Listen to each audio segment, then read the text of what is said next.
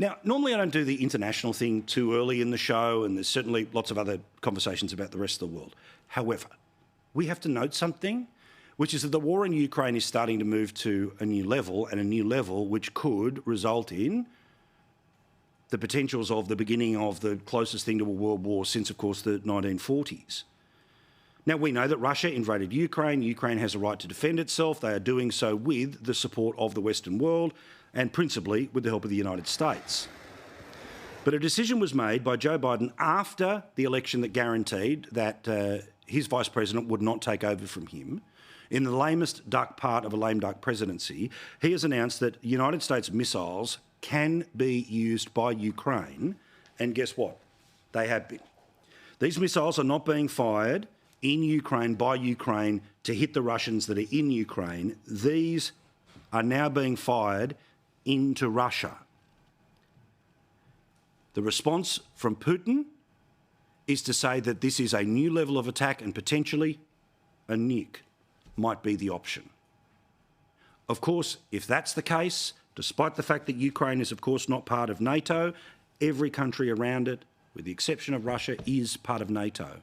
One hit on a NATO country equals all in. Now, again, as frightening as all of this scenario is, and I hope that it is just another bit of Russian bluster and nothing comes of it, and I am not entering into the how much and the what and all the rest of it about how Ukraine is going to defend itself. But could somebody please explain to me who the hell is in charge of the response? Who is making sure that we do not get as close to a world war as we were in the 1940s? Literally, as we speak, Joe Biden is coming back from the G20 where he couldn't be bothered turning up for photo ops. They didn't even wait for him. And, of course, famously, after he finished his speech, he just wandered off into the jungle. Now, of course, you know that he's following a path and ends up back in a hotel. But that's the image. That's the image of the leader of the free world at a time when Russia is saying, because of the decisions of that bloke, there's a chance nukes might be involved. Meantime, the vice president, let's imagine Joe's out to lunch.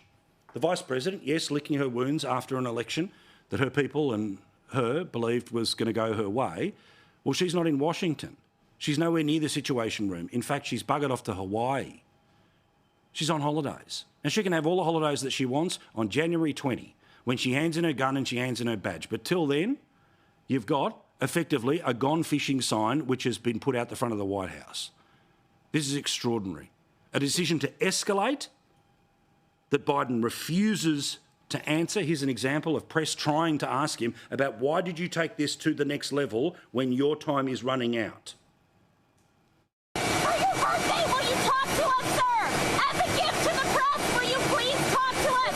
Mr. President, President Biden, please, we haven't heard from you all trip.